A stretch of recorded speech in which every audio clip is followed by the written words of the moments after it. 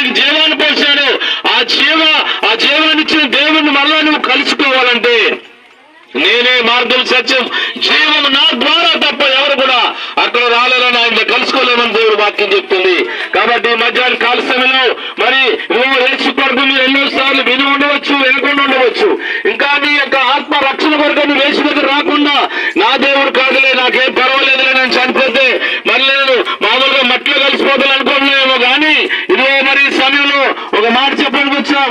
మరలా నువ్వు చనిపోయిన తర్వాత మరలా నీవు లభిస్తావు, మరలా నువ్వు బతుకుతావు, మరలా నీవు మరి రెండు మార్గాల్లో ప్రయాణం చేస్తావు. నువ్వు యేసుని ఎరిగి ఉంటే, నీ పాపాలు క్షమించబడి ఉంటే నువ్వు నిత్య జీవానికి వెళ్తావు, పరలోకం యేసు దగ్గరికి వెళ్తావు. లేకపోతే నువ్వు పాపంలో పుట్టి పాపంలో చనిపోతే నువ్వు నిత్య అగ్నిగుణానికి వెళ్ళిపోతావు. నీ ఆత్మ అగ్నిలో కాలిపోతుంది. అగ్ని ఆరదు, పురుగు సాగదు. ఆ భయంకరమైన మరణంలో నుండి నువ్వు తప్పించాలంటే మరి యేసు